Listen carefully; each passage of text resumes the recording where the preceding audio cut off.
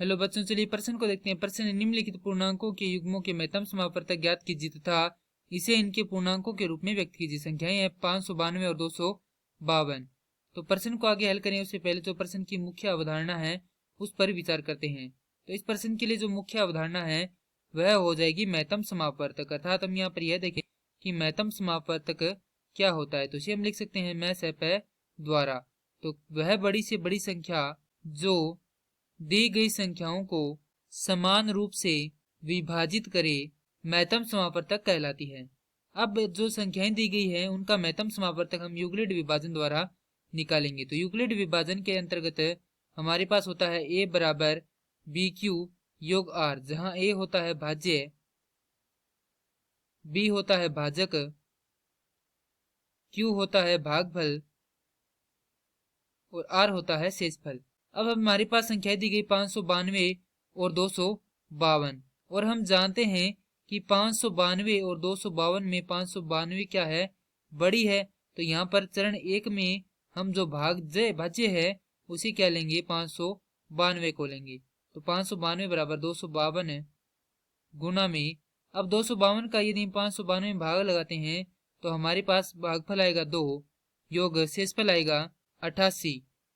अब चरण द्वितीय के अंतर्गत हम क्या करते हैं, जो हमारे पास भाजक है उसको भाज्य के रूप में और जो शेषफल है उसको भाजक के रूप में बनाते हैं। तो ये आएगा 252 बराबर 88। अब 88 का यदि 252 में भाग लगाते हैं तो हमारे पास भागफल आता है 2 और शेषफल आ जाता है हमारे पास 76। अब हमारे पास तृतीय चरण में हम इसी प्रक्रिया को फिर से दोहराते हैं और इस प्रक्रिया को हम तब तक दोहराते हैं जब तक कि हमारे पास शेषफल क्या ना जाए, शून्य ना जाए। तो यहाँ पर भागफल आएगा 1 और शेषफल आएगा हमारे पास 12। अब यहाँ पर आएगा चतुर्थ चरण जिसमें 76 बराबर होगा 12 गुना में 12 का भाग यदि हम 76 में लगाएंगे तो हमारे पास भागफल आएगा 6 और शेषफल आएगा 4। अब हमारे पास जो पांचवा चरण है उसमें यहाँ पर आएगा 12 बराबर 4 गुना में 4 का 12 में भाग लगाएंगे तो भागफल आएगा 3 और शेषफल आएगा 0। और जिस पद में या जिस चरण में हमारे पास शेषफल 0 आ जाता है उस चरण का भाजक क्या होता है, दी गई संख्याओं का महत्तम समापवर्तक होता है। तो अब जो महत्तम समापवर्तक है उसे हमें ये जो संख्याएं दी गई इसके पूर्णांकों के रूप में व्यक्त करना है। तो 4 बराबर, अब यहाँ से हम लिख सकते हैं कि 4 किसके बराबर है, 76 घटाव 12 गुना 6 के। तो यहाँ पर लिखेंगे 76 घटाव 12 गुना 6। उसके बाद 12 को हम क्या लिख सकते हैं, यहाँ से 12 को लिख सकते हैं 88 घटाव 76।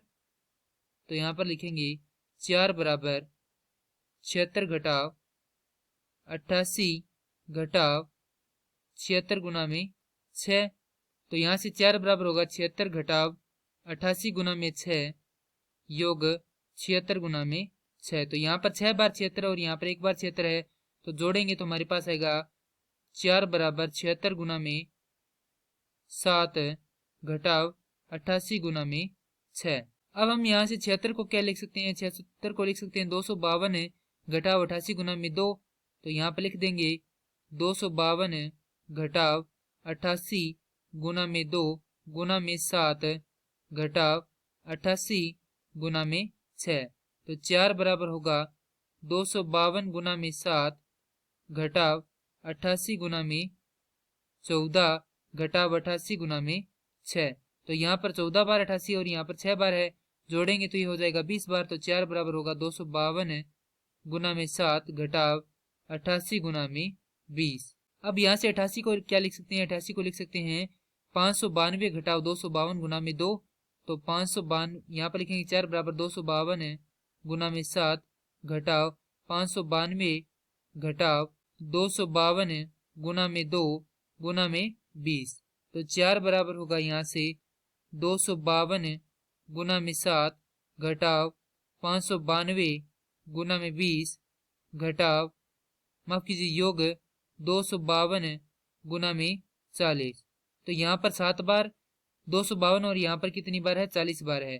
तो यहाँ से 4 बराबर होगा 252 गुना में 47 घटाव 592 गुना में 20। और यह क्या है, महत्तम समापवर्तक दी गई संख्याओं के पूर्णांक के रूप में है। और ये क्या करना था, हमें व्यक्त करना था। मैं आशा करता हूँ कि यह प्रश्न आपको समझ में आया होगा। धन्यवाद।